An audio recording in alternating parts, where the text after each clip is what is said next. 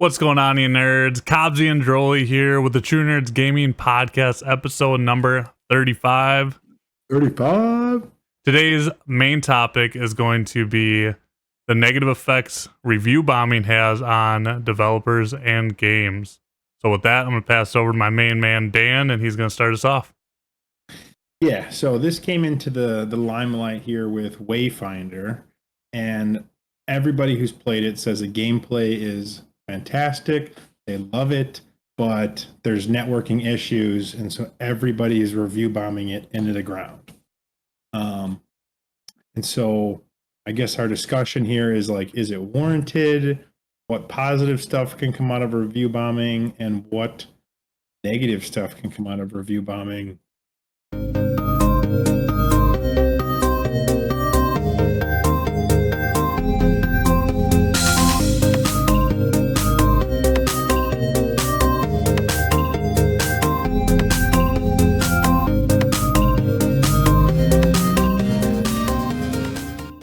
Yeah, I think it's a hard balancing act. Because a lot of people, like, if they're a hardcore gamer or they've been following a game for a while, they're gonna kind of look past that stuff and they're gonna realize, hey, it's getting review bombed because of, for this one, network issues, or say other games have been due to political standpoints, or someone's under fire for something they said, so they're like, with the whole J.K. Rowling thing, they review bombed the shit out of that.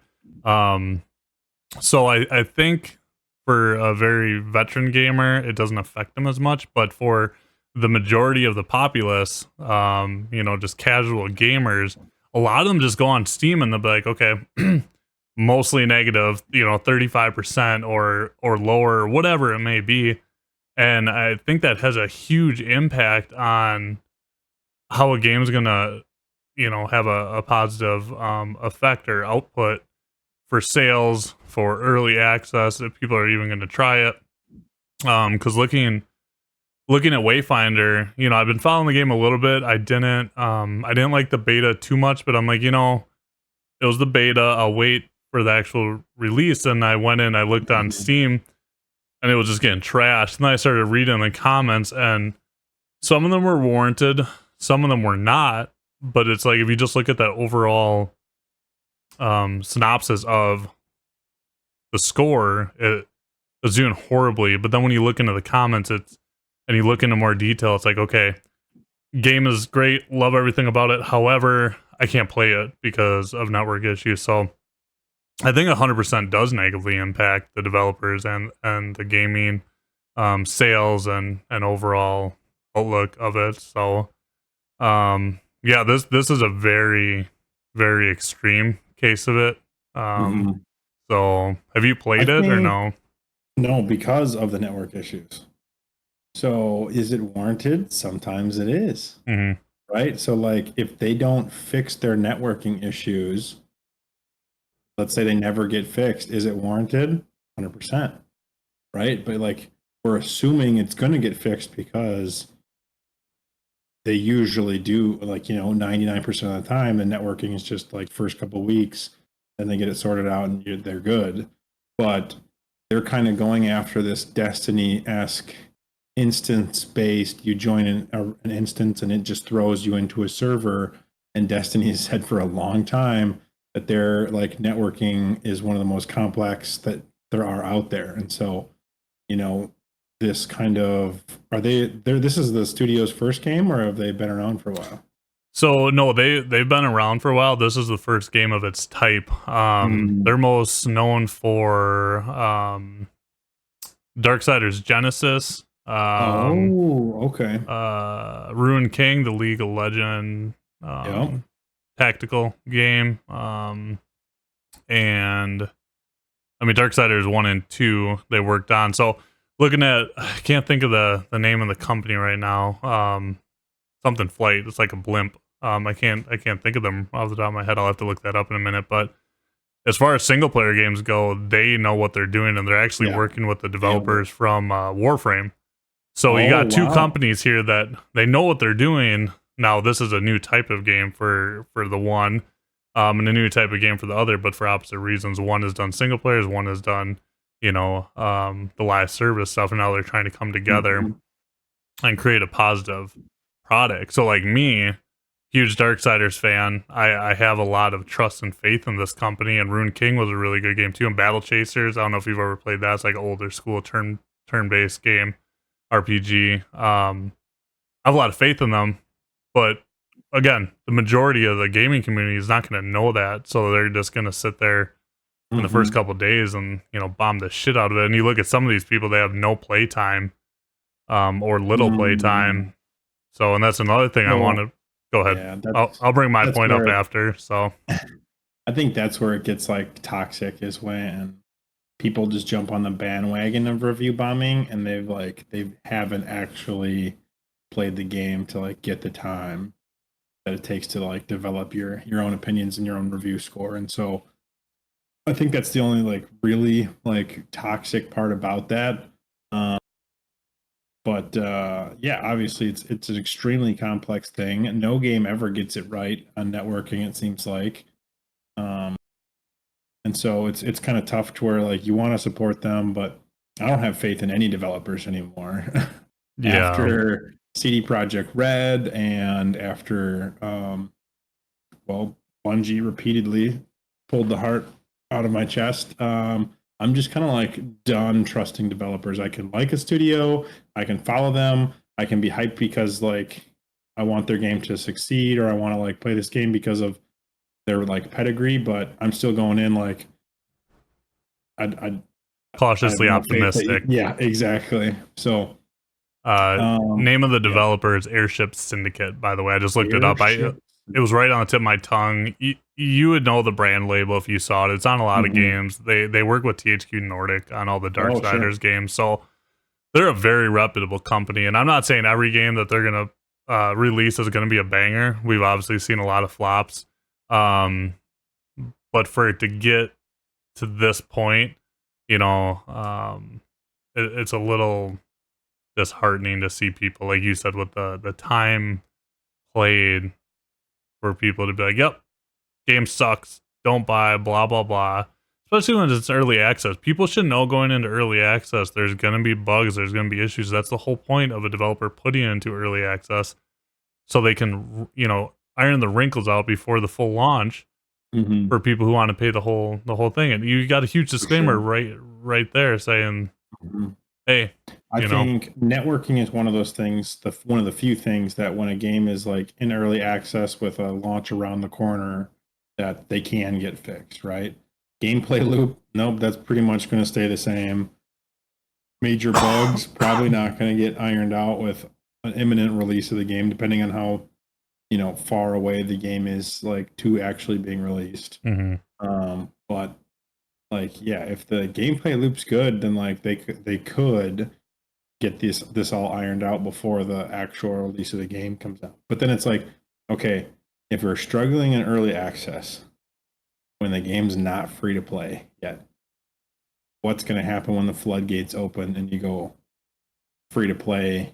Anybody, you could get 10 million people on the first day try and log on, and if you can't handle a couple 100,000,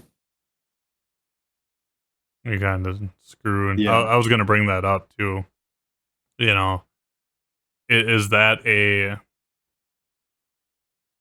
acceptable for?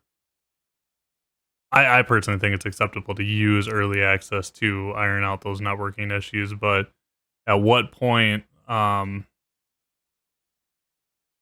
do they need to, like, I guess, switch it early access to free to play to like really stress test it, or do they just have an open free weekend? I don't know. I guess because networking is such a tricky subject. Because there's even less known. I mean, obviously there's a lot of like armchair developers out there, right? But nobody knows that much of what goes into game development.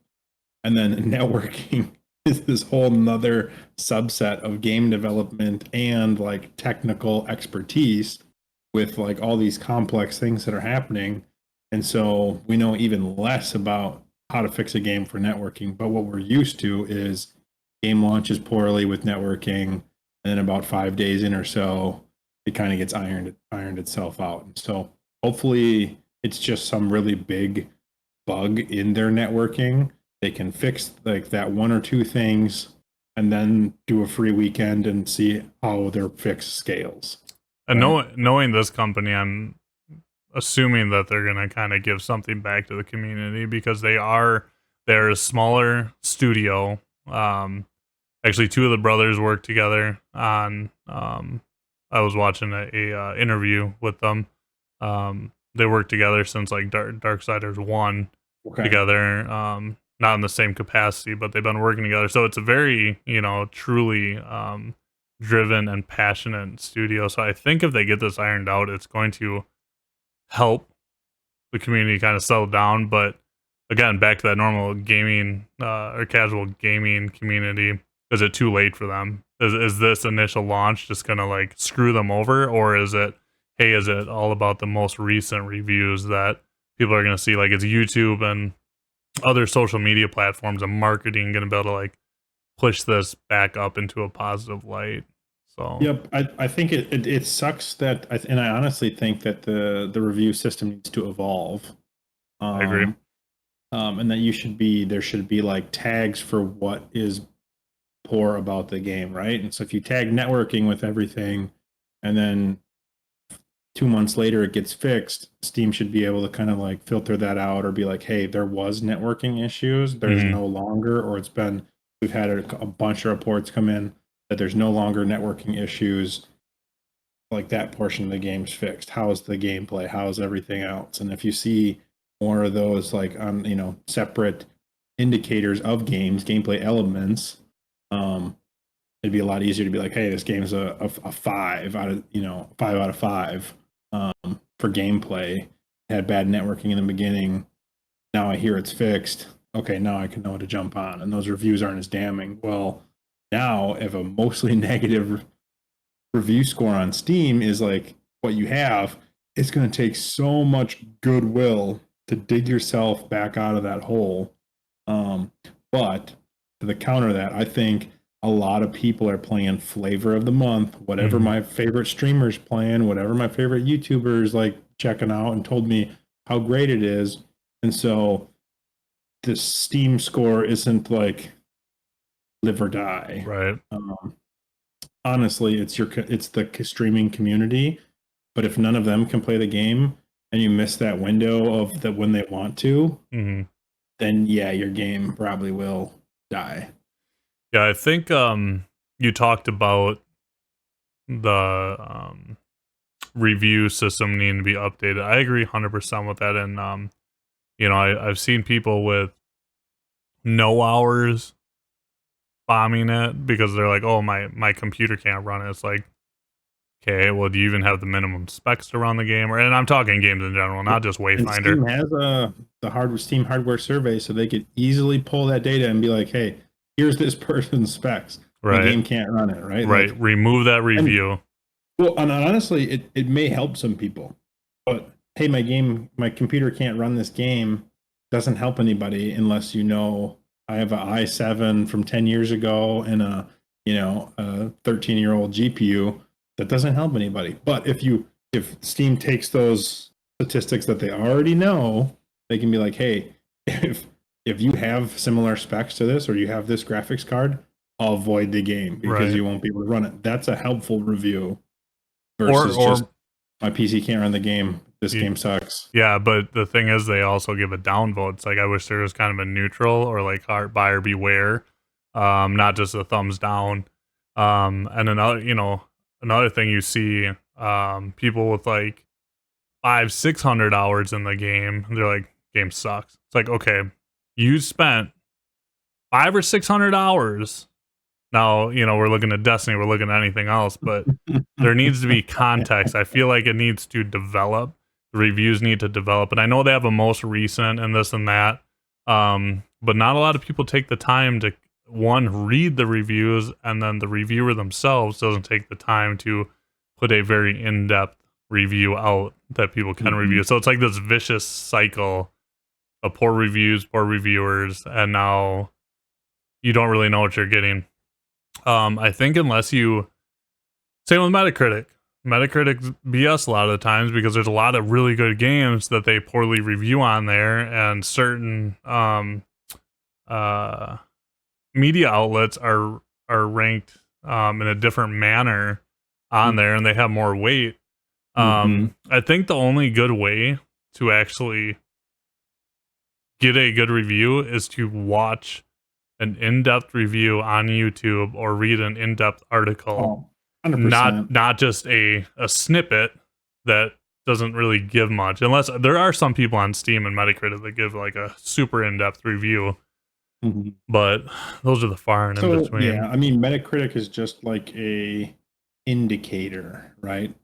Of like, well, how does the general reviewer, how does the general user reports coming in, what's the feeling on the game, right? And so there's obviously going to be like mixed reviews, but if you see 10 out of 10 reviews and 1 5-star review, what are you going to kind of believe here? You might read the 5-star review and be like, I'm not that kind of gamer. I don't care about that 5-star review. Right. Or you're going to be like, oh, I am that kind of gamer. Maybe this game is not for me.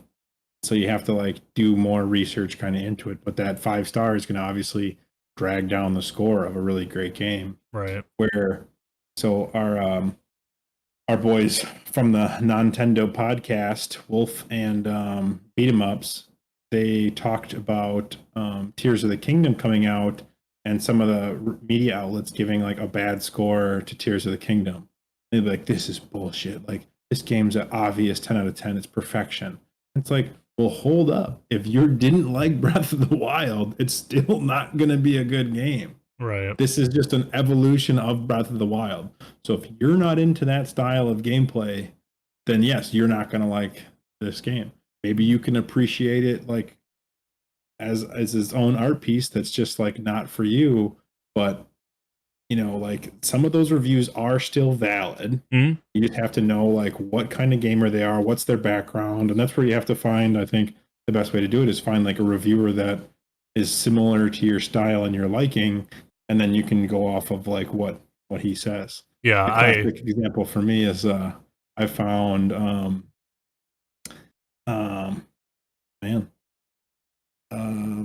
who's the YouTuber who's on that Friends Per Second podcast? Skill Ups? Jake Baldino? Yep. Nope, Skill Ups. Completionist? So, I love Skill Ups. He has great in-depth reviews, and he can paint like some really great like word pictures, and he's very like articulate with like how he describes a game and a set piece. He's great. 8 out of 10 times we do not see eye to eye. That's funny. So I mean, like, I really enjoy watching his reviews, but I just know I was like, yeah, this game's for me, and you just tore it apart. Or you love this game, but yeah, it's not for me. And so I can almost use him as like an opposite like gauge. Like, that's I know hilarious. That's hilarious, really man. like something. There's a few like we have a overlapping a little bit, but yeah, I think on a lot of games it's like we are opposites. But I still really enjoy like his work and how he describes things, and his videos are always interesting. But yeah, we have some different tastes. Yeah, that's a good point. If I know I'm gonna like a game, I go in blind for the most part. But if I'm on the fence on it, I either go to ACG or Mortismal Gaming. You probably never heard of him. He's grown a lot. Mortem. He doesn't drop a review until he's 100% done with the game, all achievements and 100% in-game content. And he's very big into RPGs and CRPGs, so he's kind of a niche guy. But the dude is just phenomenal. So those are my two go-tos. I like that review style because so much of games right now is like review in progress. Like and they never come back to it, right? Or it doesn't feel like they do, or that second video doesn't nearly get as much traction as the first one does. So those kind of like reviews are important, where they've like actually 100% of the game, or at least done a like, if they did a in-depth or first impressions, they're like, hey, 50 hours later I still love the shit out of this, or 50 hours later this is miserable and I'm done playing. Yeah, that's very important. But yeah, I think I think that's we had a good discussion there on our main topic. Let's switch over. So we're doing a little bit of a different podcast now. Me and Dan are. We're gonna hit our main topic, and then we're gonna switch over to kind of just going with the flow. So if you want to stick around and listen to us talk about random shit, feel free. Appreciate it. If you liked anything on this video, thumbs up, subscribe, all that YouTube stuff. We're gonna see how this goes. If you want to stick around and kind of learn a little bit about us. But if you don't, stick for the first part. Appreciate that too. So back into it. Austin ditched us tonight. So I hope you're watching, Austin. I hope your Final Fantasy never ditch us again. I hope your your fantasy football was well worth missing out on this.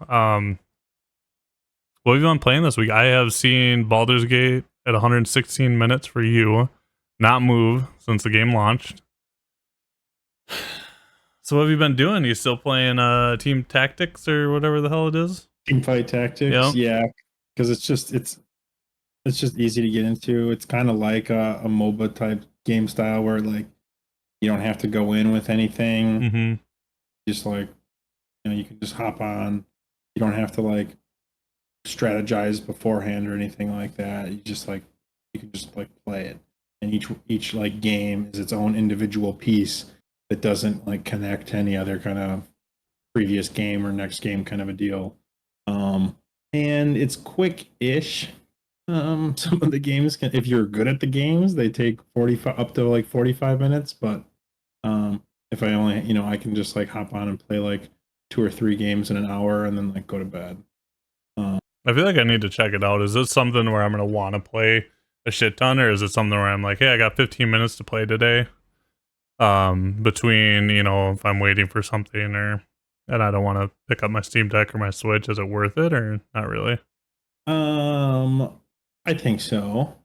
It can be the first time I played it, I just stayed up and played it until like 3 a.m. in the morning trying to get good at it. It's a little confusing, and you have to like really start to know how the game like functions with different things. But the only downside is like the games aren't as quick as like sometimes is if like I said, if you're good. If you're bad, you're like last place, you're out, and then you're done like 5-10 minutes. But like if you're good, they can they can last up to like 35 minutes, and you're like, well, I only had 20. I'm trying to do something else, and you're at the end of the game pause. trying to make changes and doing some last second things. And then you lose, and you're like, well, shit. If I just had 5 more minutes, but it is really addicting. It's really fun, and it's just like simple. You don't have to like get in the mood for it or whatever. Or you haven't been playing anything else? Just this week's been so busy. Yeah. That no, my my mom's still coming over to watch Gwen on Thursdays and Fridays. This is the last week. So September 1st, she's full-time daycare.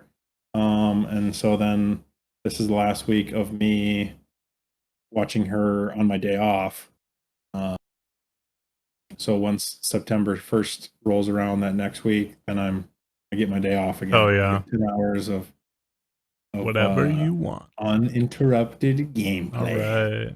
All right. So yeah. I got a report that starting Friday, I am no longer paying any daycare because both my kids will be in school. It's like paying off a mortgage, so I'm very happy because that shit is expensive. Heather reminded me that, because I got Lee in first grade and then Lainey's going into preschool. And then Heather doesn't work anymore, so stay at home mom. Yep. So excited, dude. Because that's expensive. But been reading any books, anything like that? Any movies? We can talk about Ahsoka later. Ahsoka. Talk about that later after the little gaming. No movies. Yeah. As far as gaming for me, Baldur's Gate still. I'm coming up on 40 hours on it. I haven't been like no lifing it. that's all I'm playing really, but I haven't been to the point where I'm like, all of a sudden it's past 2 and I'm like staying up later than I should. Like if it gets to 1:30, 2 o'clock in the morning, some nights I've gotten off at like one night I got off at 11:30. Like I'm trying not to burn myself out on it because I Mhm. know I am enjoying the game and I'm not trying to just kill myself on it, you know. But yeah, I'm coming up on 40 hours. I'm like a little bit into Act 2. I finished Act 1 with 30 hours. Some people have done it in like the average is I think 30-ish, but some people are saying they took 60. Mhm. So I'm not spending like the exploration is good in this game. I do enjoy it a lot, but it's not really as far as like exploration goes for like, you know, any Elder Scrolls game or Fallout. I'm not like really into the every nook and cranny because it's not a first person game, so it's not as interesting to me. I do like all the Right. conversation pieces, but I think a lot of people are spending a lot more time in conversation than I am. I'm talking to most everyone if they seem interesting, but I'm not um going way out of my way to sit there and get different dialogue options for the most part. Right. I am doing all the Yeah, for side sure. quests, but I know a lot of people are going way more into the weeds than I am. Like I'm clearing the map, just not clearing every little piece. Right. Um, Armored Core 6 Fires of Rubicon came out Thursday. I was too tired to play that night. But its official launch came out Friday for everywhere else. Game's good, dude. Really good. Oh. I'm Yeah, glad it you seems a little bit harder than I expected. I'm glad you didn't buy it. The first night I played because I played yeah, it would have been Friday night. Um the tutorial boss alone, dude, people are not getting past it. That's what I hear. So That's so FromSoft, but, like, oh yeah. everyone was like, "Is this gonna be Dark Souls in a thing?" And they're like, "No, no, it's not." So it is and it isn't as far as difficulty goes. The main thing that sets it way different than Dark Souls or Sekiro or Elder Scrolls Elden Ring. Um yes, the bosses are hard. Typical From Software. Bosses are hard, but they're unforgiving, but they're fair. So once you learn the mechanics, you can whoop that ass. But Mhm. the main difference here is there's checkpoints within the missions, and it's mission focused. So like in Dark Souls or any other game, you die, you know, you lose your souls, you lose whatever, you run up and you got to get those. And if you die again, you're screwed. And Mhm. here, if you die, you just revert back to your previous checkpoint and you get all your health back and you get all your stim packs back. So Yep, that is where it's different. Um, love it.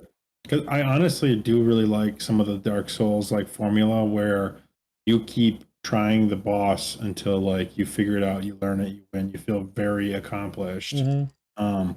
It just sucks that, yeah, it can be super punishing when you do fail, but they want you to fail. So it's like this kind of like, you're I you're get it, meant but to it's learn the supposed to be. mechanics. Yeah, exactly. And so it is kind of interesting that this game's like that, where it's like, yep, the bosses are hard, but like we're just gonna load you right back in and send you. Um, Unlike some of the Destiny bosses where like you wipe and Rerun. they took all your heavy ammo, and you're like, Right. well, if I Well, couldn't beat it with heavy ammo, how am I gonna beat it without it? right. Yeah, I'm about I don't even know how much time I'm in. But I've put hours in it. I think I'm at probably close to 5. So a quarter way through ish. And I really dig it, man. It's not a game I would normally buy, but since it's a From Software game, which I'm a huge fan, I purchased because I knew it was gonna be polished and it's mission based. So you load in, you have a key task, and you'll have some alternate tasks. The story is pretty generic so far. It's a slow burn story. Um but it's enough where you're kind of like, okay, what's going on here? Like you get the overall concept where you're you're a freelancer, you're working for different corporations that are trying to mine this mineral on a Hmm. planet.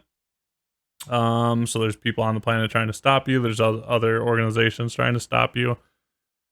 there's voice acting. There's no really cutscenes besides like mechs coming in and like the big boss entrances and stuff. But yeah, dude, overall, like the sheer scale of these maps you play on, it's freaking awesome. That's what I've heard. Yeah, some missions are quick, some are long. It's just an overall good experience. It's very nice, and you know, once you're done with your mission, you kind of jump in, you go work on your mech, and you jump right back in. There's not a lot of in between stuff, and you can kind of like if you want to spend a shit ton of time customizing your mech, you can. There's thousands of paints, thousands of different like paint like. Dude, Yeah. it's like a model, like what are those people called? They like build the models. Yeah. It's like their dream. There's like 50 different like textures for your paint, so you can have shiny, this different stuff. Like, you can go crazy with it. There's a photo mode. Like, if you're into that, you could spend hours and hours in the creator. So See, that's awesome. I would probably spend a lot of time customizing my mech, and like that's what I want out of like a mech based game. It's like mech customizations. I hear like the custom like you can swap out components to your mech and like they matter. They do different things. That's pretty cool. It is, and each mission too. It's not like an RPG where like, hey, I have my build. Each mission has different enemies and different sets where you're like, hey, maybe I want to take this gun with me, or maybe I want to use these types of legs because. Do you have to reset the whole mission if you want to like change those things out? Nope. So if you own that piece of equipment, you can just like say you die, you can just reload in, but you have to own like say a certain weapon to put it on. If you don't, then you have to back out, buy it, change it out. But yeah, if say you're doing a mission and it's not working out good, throw it on, man. It's See, I really like those are some of the puzzle things that I really enjoy where it's like, okay, I tried this doesn't work. Oh, but I have this, you know, other way of doing things. Let me try it with that. Let me try it with this. What if I combine these 2-3 things? Okay, now it worked, right? And as long as like the loading in and loading out is really fast, like reloading the checkpoint gets you right back in the action. Be really, really enjoyable. It's very quick. The game's very well optimized. I'm running on mostly ultra and high with my 3070. I don't know what my frames are, but I mean load screens are boom, back in the action. Which is good and bad because like if you keep dying, it's like saying the same damn words like meh, meh, meh, meh, meh, and then you die again. We stepped into a war with the cabal. Exactly. So whether we wanted it or not. Yep. That's the famous line. But yeah, enough about that. I got a short coming out on the game tomorrow, trying that out, so I'm excited. Coming out at well, it doesn't matter. It's coming out. So other than that, man, no different games. We can talk about the new Disney Plus show. Ahsoka. Is that how you pronounce her name? That is correct. Sure is. What's your opinion on it so far? There's 2 episodes out. It came in fast and furious. There's action. It was like rip roaring right from the get go. I was like, I did not expect this from the first 2 episodes of a Disney Plus show. All the other Disney Plus series shows, they've been such a slow starter. And that's why they give you 2 episodes from the get go, is because they're like dragging along to get you into the series. But man, Ahsoka had action right from the opening scene. And then it just like it felt like it didn't stop. It just like kept going. Yeah, and so I'm really enthralled with it. I think it offers like enough of like unique enemy people too that you're really curious. They're like intriguing. You want to know their backstory. What's their mission? And they do it perfect where they kind of show you about them. They don't tell you about them, to where they just like they go into a situation and how they handle it shows you the kind of person they are. We can already really tell that the 2 main bad guys that at least we've seen so far are very different in the way their fighting style, in the way they handle situations. And so that's like just great way to handle exposition, is not just like some other character telling you about these 2 characters. Right. You just see it happening. You're getting a feel for that character and how they handle situations. So I really like that. The directions of it's great. You can really tell that this is like Finoli's baby, and that he's had it planned and like written for a while. Yeah, I'm liking it a lot. I'm watching with Heather. Um, I haven't seen Rebels, so I don't know as much as you or someone Yeah, and else. I don't think you need to, Right, that's what I but was gonna it say. is a lot of the like backstory of emotions behind some of these like interperson characters, or who's this character, that really helps. But Mhm. it throws you into the story, and it's like, hey, here's your good guys, here's your bad guys, here's what they're after. Story, unfolds. And so you don't really need to, like, have watched a whole bunch of seasons of anything else to understand what's going on. um, but it does like aid in the world building and backstory of this by watching Rebels. That's what I was gonna say. I didn't even know that Rebels had backstory on the characters, which is good because it's showing that those um relationships were displayed enough in the show to make me as the viewer understand, hey, there's tension here, hey, these guys are really close, they obviously have a history. Mm-hmm. But it's not like over telling the story to the point where it's annoying. As far as action goes, yeah, absolutely, dude. You see a lightsaber drawn within the first 30 seconds, like, oh, here we go. It's that's good because obviously through a lot of the Star Wars uh movies, that's like it doesn't happen too often. You know what I mean? and It's and the lightsaber fights, mhm. we're back to good lightsaber Yeah. fights.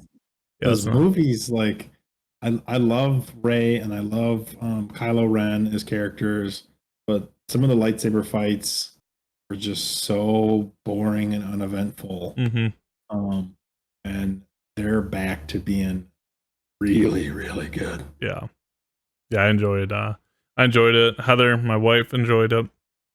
So anytime, and I feel like a lot of these Disney Plus movies have been that way. Like if you're really into it, and even with this one, I understand the Star Wars universe, but I haven't seen the Rebels or the backstory, read the books or anything on her. We both understand enough where it's still very entertaining for us, Mm-hmm. which is great. So Mm-hmm.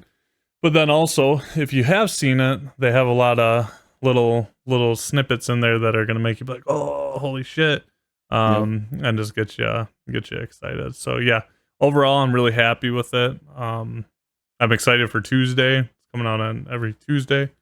It's great. It's been great, dude. Yeah. The Same. Disney's been just killing it this year or these last couple of years with all these shows. I haven't seen a single Star Wars show where I'm like. That has come Mm-hmm. out in the last couple of years. They've all been really good in their own ways. Even like, Andor is very it's different. Just very different. I loved every episode of it, man. Just Same. really loved it. And Andor was amazing. Mhm. What's funny, the contrast between Andor and this show was they were still writing Andor as it was like airing. Oh, So they hadn't finished writing like the end episodes as they started I like didn't know writing, was gonna happen. like, exactly how. Maybe either they knew how it was going to end, but they might not have known exactly, or they just hadn't finished writing like the dialogue between everybody. Mhm. Um, like, so they were still kind of doing that, and apparently that's pretty common in these kind of things. But Finoli has had this thing like, You see that big ass bug, dude? Holy shit! I yeah, went right in front of I my did. webcam. Whoa. Hmm. Apparently Finoli's had this thing like planned out, written from the like all the way through. Like, this is his story. He's so excited to like tell it. Um, I don't know if you knew this, but like Ahsoka's the first character he ever got to create in the Star Wars universe Oh once no, I didn't George know. Lucas hired him on. So George Lucas specifically brought him in to do the Clone Wars animated series. So he got to create the character in Ahsoka, who Mhm. was Anakin's apprentice. Yep. And so, like, this is like the culmination of all the stories that he's been like writing and trying to tell. Obviously, he was a lot more confined to what he could tell in the Clone Wars because it took, it was like they took a chunk out of the, they were connecting the dots between two different movies, so Right. he couldn't go in any direction he wanted. But now that that's not the case, yeah, he can kind of go anywhere, and he got to do Rebels. And actually, I didn't know that like Ahsoka was gonna like continue off of Rebels like at all or nearly this much. But a buddy told me to watch Rebels because it was really good. And so How long is it? How many seasons? I think 3 or 4. Oh, that's not bad. It wasn't terrible. And Like 30 minutes? Season, 30 like, minutes a piece? Yeah, like 22 on Disney Plus with no commercials. Okay. So yeah, I think I powered it through in like a week or two. Yeah. But the first season, you can really tell it's like geared towards kids. And then in the second season, they're like, oh, the parents are liking this. Oh yeah. Yep. And so there's some great characters that come in, some amazing scenes. And then like the finale and the end of it is like, oh crap, this is insane. And then it just kind of like ends. And so that's like that. I think that was one of the things that I don't know if like Disney canceled like a lot of Star Wars projects as they they got away from TV and tried to do this whole Disney Plus thing, and that's when all the live action stuff came about. And so this is basically Rebels season 4. Yeah, I'll have to, 5 or whatever it is. So I'll have to look into that. And my old boss, he every time I talk to him, he's like, "Hey, you watched Clone Wars yet?" And I'm like, "No." And he's like sending me all these, like, "Hey, watch it in this order," because like if you watch it in normal release order, it's kind of confusing. And I just haven't gotten around to it. But Heather, the problem with Clone Wars is it's so long. There is 9 or 10 seasons, and each episode is very episodic to where they don't always connect to each other very well. And it's like, so there's nothing like pulling you into the next episode. Right. Every episode like starts and wraps itself up. That's probably why he said watch it in this order, because he sent me a whole spreadsheet. I mean, I did come back for the last season of it, and the last season was really, really good. But yeah, Clone Wars is tough to get through. Yeah, Rebels was not nearly as bad at all, and each episode pulls you into the next episode. There's an overarching story, and so Heather said she'll watch it. She said she'll watch it because she's like an Ahsoka. There's one other thing I wanted to talk about. Starfield comes out soon. Did you buy the deluxe edition, or you just did you upgrade it to play it day one, or like September 1st? I don't think so. I think I still have Baldur's Gate, and I still have like a bunch of other games to like get through, or play in the meantime. And I'll probably watch some like stream of people playing and see how buggy it is and the Bethesda-ness of it, and how early I want to jump in. So I haven't yet. I was looking at the $30, like after we talked. I'm like, dude, $30, I could go buy literally a game. I could go buy a game, play another game, later. I'm not spending freaking $30 for a skin and early release. It's just really the early access is what would get me. It's 5 days, dude. It's when you got other games going on, it's too busy of a year, man. It is, and I think that's the early access of its downfall. Any other year, it'd have been like, "Yep, I'm bored out of my mind. I need something to play." This like fall, October, November like time frame is insane. Yeah, you got companies like delaying a week or pushing it up early so they can get out of these like heavy hitting windows. It's wild. Yeah. Sorry, keep hopping. So like, yeah, it's crazy. I feel like a lot of games that got like really delayed through COVID are finally like caught up and ready to release this year, along with other games that were just slated and scheduled to release this year. Right. And so now we're seeing just like a bunch of games like get pushed through. Is it weird? I'm almost excited for next year to be slower so I can actually go back and play something. Because like, me, I try to play my backlog and I'm at the point where like, dude, I don't, unless I'm like having a weird feeling of wanting to play a specific game, I don't care. Like I'll get to it maybe, but now I'm just kind of focused on like, okay, Baldur's Gate's out right now. Starfield's coming out. I got Armored Core 6. I got Alan Wake 2 is coming out in October. I'm a huge fan of that development, or those developers. They did Control. I got so much shit I want to play. Ratchet and Clank, and I'm Remnant 2. I just want shit to stop coming out so I can be like, okay, on to the next old game. Weird. It's a weird statement to say. But that's really, really how it is. And there's really nothing. I think there's a few games coming out early February again. So hopefully we get like 3 months to like wrap up some of the games. But yeah. What do you think? Are you gonna jump back into Baldur's Gate, or are you gonna kind of wait for us to do our playthrough, or what's your plan on that? Yeah, I think I'll play it a little bit more. I just don't know. There's like so many things like coming out that it's really tough to try and like iron down one, because I know like Baldur's Gate is like so massive that I really kind of want to just like take that one like a week at a time and like extend it through. I think if we play it like we talked about, that way we can get you through it. I think my only advice to you would be play it enough where you can like understand the mechanics. I know you don't understand D&D, but if you can just get the mechanics down and kind of understand like what would benefit your character when you re-roll for our playthrough, or watch some videos or something, I think that'll really benefit. Because I've learned so much. Like, and the cool thing is they let you respec for really cheap. So it's only 100. Awesome. It's only 100 gold. So you can just get there and trial and error, and you can even save before you respec. And but I think the game that I'm actually really excited to kind of like play is a game that I've seen probably a couple months ago now. It's Sea of Stars. Comes out August 28th.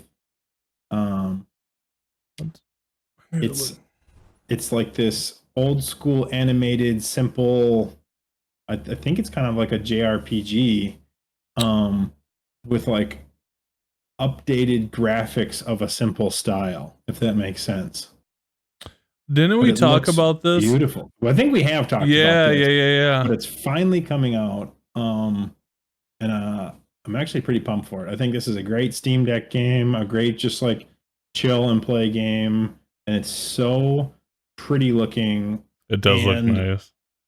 And like it's got something about it. It's got that like old school turn-based combat that I kind of miss from Pokemon or miss from some old Final Fantasy PlayStation 1 games. And so I feel like this is something that I've been like searching for a really long time. Yeah, it releases tomorrow, man. Yeah, I'm kind of excited. But you can't buy it. It says add to wish list. I can download the demo. Yeah, but there's no planned release. One day, dude, this game looks freaking sick. Right? Okay, I'm probably gonna be playing this. But apparently it's like JRPG where it's like massive. And so I don't know how like how long I'm gonna be able to like get through it, but it looks like a ton of fun. Yeah, I would love if Pokemon did something like this where they went back to their old school style but updated the graphics and colors just popped out at you. Dude, this looks, yeah. I'm looking at a screen right here, and the inventory screen reminds me of Pokemon. Yeah. That's awesome. Like old school, like Game Boy Color, my green Game Boy Color. Dude, I'm glad you said something, because I've honestly been kind of having an itch to play something. I feel like my Steam Deck, I wasted my money, my man. I'm just, it sits there, and it's a comfort thing where it's like, hey, if I travel for work, I have it. But dude, I'm looking at the $650 I spent. I'm like, man, I could have used that to upgrade my computer. But I did get a little use out of it, but not $650. Where I want something that I can like play 20 minutes of crack. I haven't been able to find a game. I know there's hundreds of games out there, so people are gonna be like, what are you talking about? It's like there's nothing I want to play right now on my Steam Deck. It's gotta get your gears going and gotta like hit you up. And honestly, I think you can download the whole like emulator. It's like EmuDeck, and like this, it's like this emulator library where you can emulate all these old school games right from your Steam Deck. And like you have to play it on Windows. No, it's like a Steam download. It is tailor made for the Steam Deck, and so it turns making your Windows computer, all these emulators, it's really hard to customize and get everything right. And it makes it really simple because it knows that everyone's running a Steam Deck. And so it takes what's the big emulator that everybody kind of uses? RetroArch. So it takes RetroArch, which is very complex but super customizable, and it simplifies it down and customizes it for your Steam Deck to make it really easy to use and really gorgeous to like look at. You can cycle through all the cover art of all your like old games and stuff like that. And I feel like that's probably the best case use for like the Steam Deck is just like playing all the super old games, emulating them like you can't get any more, just in your hands wherever you go. It sucks because I just want to like, again, I thought I would be more into it, but my life has changed since I bought that. Now if I want to play a game, I come over to the throne and I play on my computer. There's so many games I don't want to play on my Steam Deck because I feel like I'd be losing out on them. You correct. You could play like, the 20 or 30 minutes at the end of the night in bed. You're like, I think I'd just rather wait till tomorrow when I have an hour and play it on the PC at or I'll just stay up later. 5 FPS. Yeah, or I'll just stay up later and then go to bed when I'm actually tired. Yep. There's been a couple nights where I'm like, hey, I'm gonna go to bed early and Heather's reading or something. It's like, well, if I'm gonna go to bed early, I'm gonna go to bed early so I can kind of feel more refreshed for tomorrow. So I don't know, but any other topics you want to talk about? How long have we been going for? 52 minutes. Okay, well, I guess we can talk about some of the YouTube Linus Tech Tips, Gamers Nexus drama. Yeah. So I don't know much about it. I know Linus said had a video that had some used the wrong graphics card or whatever. So fill me in. So there's 3 issues that are happening with Linus Tech Tips right now. One of them is he called out, or his labs team called out Gamers Nexus and Hardware Unboxed directly, saying that those reviewers are fine, but we're going to do things better than they are because we're going to, every time we run a graph or update data for a graphics card, we can run all those benchmarks for that video. And then Gamers Nexus is like, okay, well, we've been thinking about doing this video for a while now, but he gave us a great idea. And so they went through the past year of their videos and took out all these errors that they've had in all their videos, and like in benchmarking videos and all this different like thermal, they were testing thermals of coolers. They were just doing all this different things, and kind of called into question some of their like review work. And they always, in all their videos, they have just like corrections made at the bottom of the video in like text form. So like they basically just don't bother to go back and reshoot it when the host screws up saying something. Right. They just like edit in a little text thing, which is like, for some things it's fine, but it happens all the time. I know someone's just listening and they're not seeing that. Correct. Yeah. And it's really fast, that like blows through the screen. And so if they kind of continue to do this, you can misrepresent some data. And then some of these errors culminate in the host coming up with a conclusion on a product that would be completely different if they wouldn't have made this mistake. So one of those is they reviewed this mouse and they left plastic pieces on top of each one of the like sliders. And then they said, the mouse has too much friction. It doesn't slide very well. And for the world's fastest, lightest mouse, Do I have plastic pieces?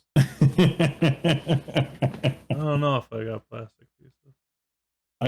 Afterwards I checked mine too, and I was like, nope, I don't. I'm good. But that's probably something I would have done, right? And I probably did do with many of my mice. Yep. But like it affected the whole outcome of their view of the product, mm-hmm. And then people so they trashed on this mouse. And the company's like, hey, I think you did this. Can you recheck? They're like, nope, we didn't do it. We made sure. That sucks, dude. That's just what we talk about with review bombing. You fuck over a company. Mm-hmm. Yep. And so they've kind of had this history of doing this. And so then when they really mess up this bad and they don't catch it in any of their editing process, they just pin a comment at the top of their comments of hey, this needed to be fixed, or this needed to be fixed, or oh, we left the thing on the mice, it actually did better. But the video, they still left the video up as is, and it's trashing the product, saying it's bad. And so people, if you don't look at the comments, or even if you do, you're still taking away a negative review of the product. Right. I don't think a lot of people look at YouTube comments. I mean, I know a lot do, but if I'm looking at a quick buy review, say I'm standing in Best Buy and I'm like, I'm gonna look at this quick. I'm not looking at the comments. And so then other ones where they showed the 4090 being 300% better than the 3090 Ti in a gaming benchmark. It's we know that's not true. Yeah, there's never been a 300% increase generation on generation. So it was more who approves these videos going out? Well, so the company's 50 people now. Right. That's, I know it's bigger. And so it used to be Linus going through every single video, and he would catch a lot of these things. Mm-hmm. But it's gotten too big, and he's been too busy as this focal point for the company that he can't do everything. It's no different than restaurants branching into chains, man. Mm-hmm, exactly. So, so that's my kind of thought is I think they're getting too big too fast, and they can't manage it. Right. And so even though they do catch a lot of these things, they're on this self-imposed production schedule. They do, how many videos did they say they did?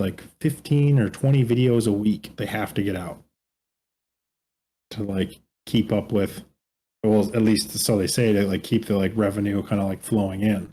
And so they just don't do reshoots. They don't go back and make corrections when they make these big mistakes. And so he was saying that hey, if you're going to be, so one of the things that changed over the past year is Linus invested $1 million into this lab for testing, hypercritical testing, everything and anything. He wants keyboards tested. He wants mice tested, the most accurate ways possible. If this one slides 6 inches and the other one only slides 5, I want to annotate it. What are the differences between all these different products? And that's their whole job, is to just go through all these products. Power supply testings. What makes a good power supply? I don't know. Nobody knows. We just trust the manufacturers. So he wants to verify all that. And so started off as a really good idea, and then in the right place. But because they've been rushing through all this stuff and they haven't ironed out processes and other things, and they're trying to get 25 videos or whatever it is a week out, it just leads to all these errors. And so you got to pay your employees. Yeah. So if you're not making enough money, can't pay your employees, it's a vicious circle. Mm-hmm. Exactly. That just keeps itself doing everything. And so, yeah, he's it's fine when Gamers Nexus kind of stated hey, this is these kind of errors were fine when you just wanted to be a wacky, fun tech video that highlighted some products and using it in a use case that usually no one would ever use it for, but it was cool to entertaining to watch as a video. But when you advertise yourself as this massive lab that gets the most accurate data, you actually have to be accurate. You can't just post all this misleading data that if somebody saw the 4090 graphics card being 300% better than the 3090, they'd be like, yep, I'm spending $1,600. No brainer. Instant buy. Yeah. Yep. Right. What sorry. So that's the first one. Then the second one is this all these problems that had been going on culminated in them getting a prototype project from a tech startup called Billet Labs that you attach like a CPU and a GPU to the same water cooling kind of block, and it cools like both of them at the same time. And so you can put both of them into like a very small form factor case and have like liquid cooling level performance is kind of like what it was advertising. And so they designed the block with a 3090 Ti in mind. They sent it to Linus. Linus said it was going to check it out. And then at the like last minute, they either lost the 3090 or just were always going to do the 4090 because YouTube views and you got to test it with the best whatever. But they just like YOLO slapped it on a 4090, which isn't how liquid cooling graphics cards works. There's tolerances, there's like different height things on the board, there's different like there's different placements of these capacitors and all these components that you can't just slap another block to and call it good. So they reached out to Billet and they said, hey, can we test with a 4090? And they're like, we've never done it, but if you guys can try it, we're not going to like prevent you from it. So they did it, and then it didn't work that well. And so then they just shit on the product, and they never tested it with the graphics card it was sent with or the what it was designed for. They just trashed it. And it was an expensive product. It was $800 for this, just the block. But it's a startup that's only doing one-off things. It's going to be expensive until they scale. But that's not the point, right? Like if the product works and it's cool, who cares if somebody wants to spend $800 to buy it or not, right? Like that's for them to decide. And not just trashing it because you tested it wrong and you don't think anybody's going to buy it because it's way too expensive. So not only, so they just completely trashed it. So they said, do not buy it. It's garbage, blah, blah, blah. Then they didn't send it back, even though it was a one-of-one prototype that cost like $10,000 to make or more. And then they just auctioned it off for charity, even after Billet Labs requested it back multiple times. Did they sue them? Well, no, it just like they could have, but it all came to like light in this Gamers Nexus video, and it was like happening like a week like prior to that. And so then once it all kind of blew up, Linus Tech Tips offered to like pay what it was worth. But like, yeah, like at the end of the day, that's just disrespectful. Like you got a company that's they're trying to create something. I mean, that's for a startup, whether it's a startup company or just in general, a lot of money to just piss away. So yeah, it's just two guys as the company. They designed this like custom water block thing, and the prototype cost them 10 to 20 grand, somewhere in between there to make. So then they sent it to Linus, they email Linus Tech Tips about it and say, hey, do you want to make a video? And they agree to. And usually they don't agree to these things. They get sent, offers to review things or check things out all the time, and they usually pass on them. So why would you say yes? Even though if you already knew it's $800, like he wasn't going to recommend it anyway. It's too expensive. So why would you accept it, test it with the wrong component, and then just trash the ever living crap out of it? Like, doesn't make sense. And so then he doubled down on his podcast that he does every Friday night, saying that he didn't want to spend the extra $500 in man time to retest it with the appropriate hardware, even though one of his employees came to him and said, I'd like to test it with the stuff they send to give it a fair shake. He's like, no, not worth it. That's what was Gamers Nexus saying. Like once he releases a video, did Linus respond or? Yeah. So he didn't do a video response. He posted a big paragraph on his like Linus Tech Tips forum, saying that like doubling down again, saying the product wasn't viable. It didn't matter. Nobody was going to buy it. So who cares? And that he wished Gamers Nexus would have reached out to him personally with some of these issues before dropping the video. I mean, every story has two sides to it. I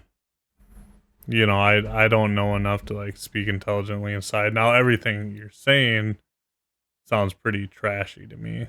you know, So the fact, yeah. you know what So I mean? I've been watching these two streamers religiously for, or YouTubers religiously for probably um probably 4 or 5 years now, at Yeah. least with Gamers Nexus, and then even longer with Linus Tech Tips. And so uh, I I bet kind it's of have a weird seeing background on a mom and lot of dad them. fight. No, it wasn't, because I've noticed this from Linus Tech Tips that like he has slowly not cared as much in his videos. Mm. And then he's just like pumping stuff out. And sure, a lot of them are like entertaining, and he does 15 videos or 20 videos a week or whatever it is. So there's always something to watch on YouTube, or I don't have to wait, for somebody else to post their stuff or come up with a good idea or a great video. He's posting videos consistently every week, so I know when to expect them, and I check them out. But a lot of them I'm just like, yeah, I don't think he cares. I think he tries to play this like meta YouTube game where so like on a lot of his graphics card reviews, especially with these last Nvidia 40 series cards, he hasn't really been upset about any of them. He's like, yeah, they're great cards. Here's the performance, blah blah blah. Here's the price. These are really cool. Where every other YouTuber is trashing them for not offering enough generation on generation improvements, charging more or the same amount for the same performance as the previous generation card, or literally like hurting yourself. Like the 3060 Ti to the 4060 Ti in some games got worse Yeah. because they limited it like so like bad. And so all the other reviewers are trashing these cards for that. And he's up there like, yeah, blah, blah, blah. They're That's great, okay. whatever. And his excuse behind it was like, I want this video to last.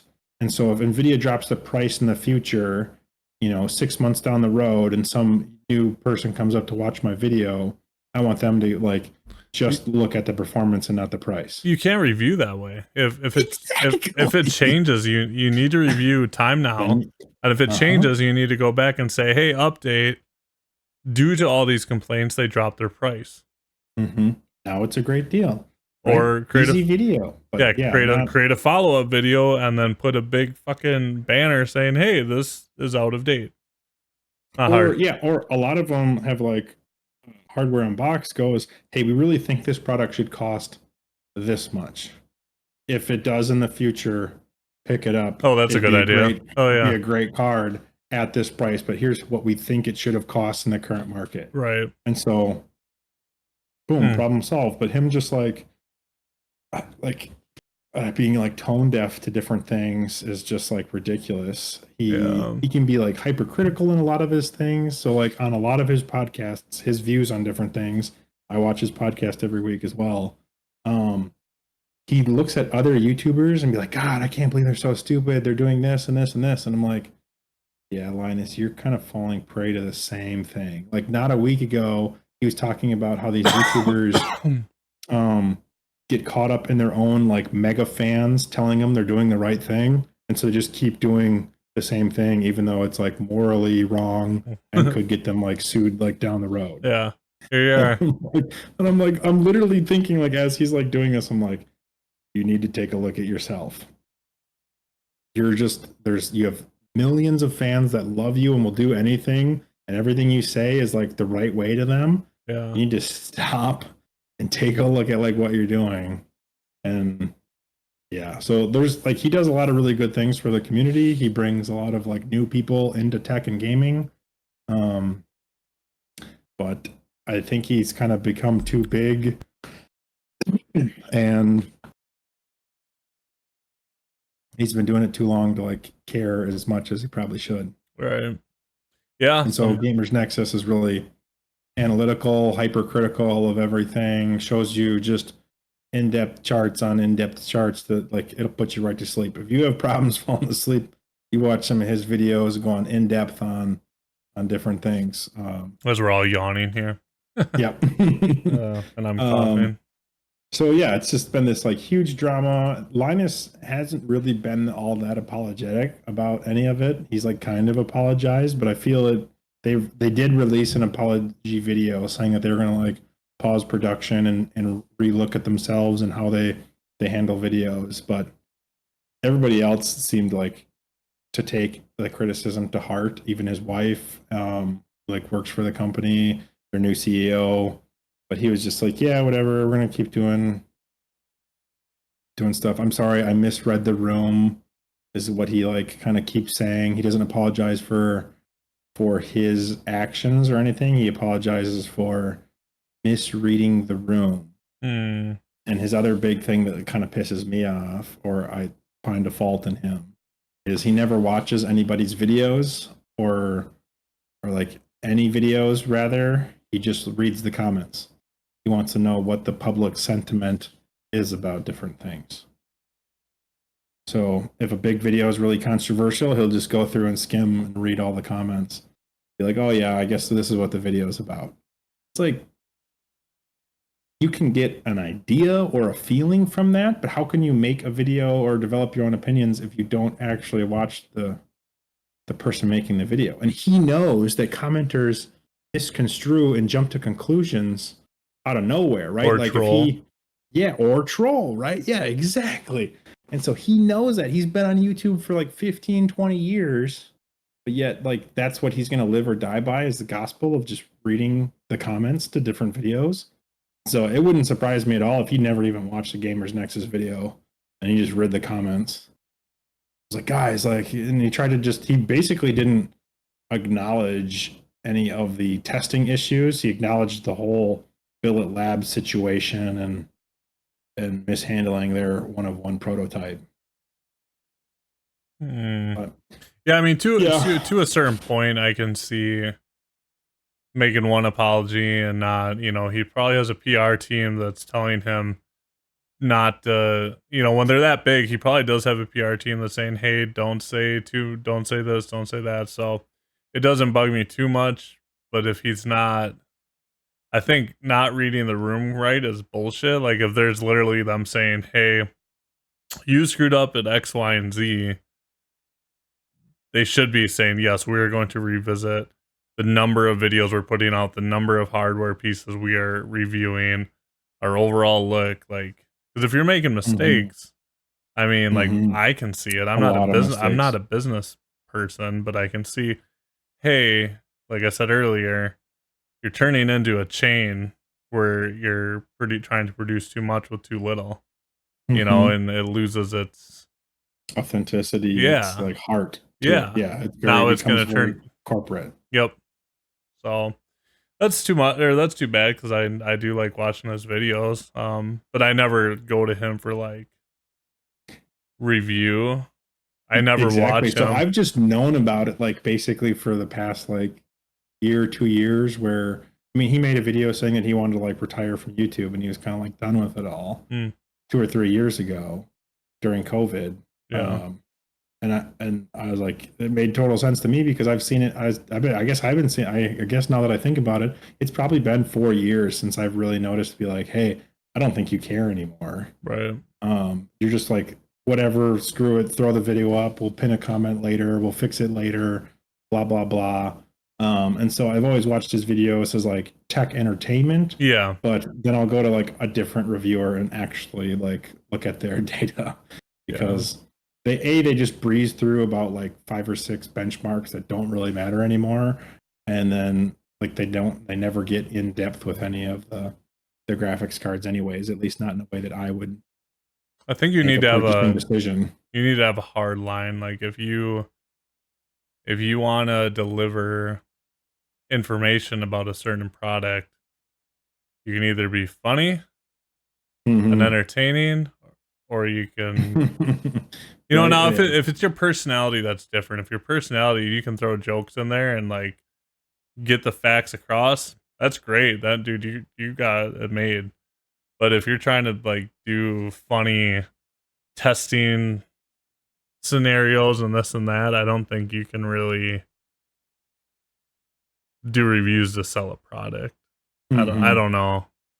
Yeah, that's just my opinion. But you can, but I wouldn't go to you if I saw you trying to like break some shit with doing something stupid on it. I'm like, yeah, I don't care about that. It's funny to watch, but right. Drama llama. Hmm.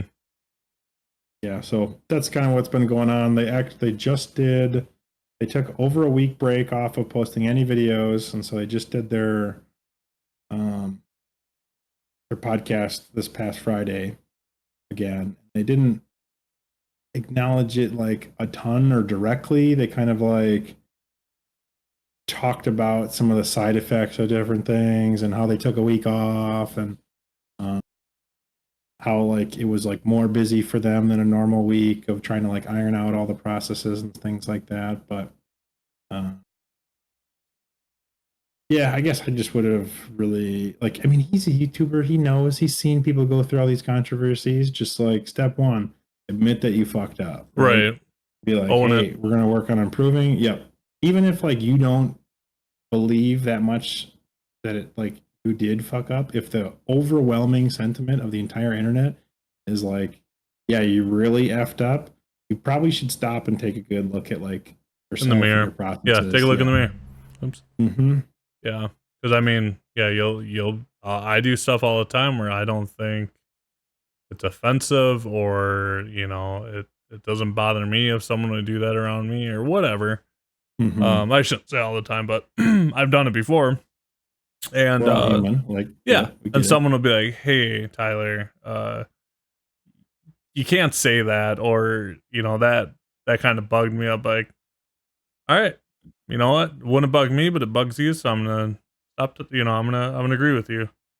Mm-hmm. Now Or if you're it's thinking about it like in your own head, and you're like, yeah, like this is fine. now if Somebody says it's something, you're like, oh, I didn't think about it like that, or I right, didn't think about it from this angle, or if that's your perspective and I said this, I'll be like, oh, I'm or really I'll sorry. reword it Didn't mean it like like that. if it's something I'm passionate about and I'm feeling strong in my opinion, then yes, I will argue. But in this, because obviously I'm not a pushover and I'm not going to sit there Yeah. and lay down for Yeah, you're not gonna apologize for everything. right. But But like if you've if literally made mistakes in every single one of your videos, yeah, I feel like you need to. you're You it's need to.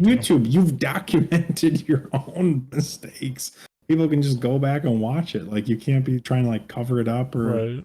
or be like, no, we didn't. We're doing a great job and we're the best out there. It's like, no, just be like, listen, we've made some. And all he really had to say was like, listen, we've made some mistakes.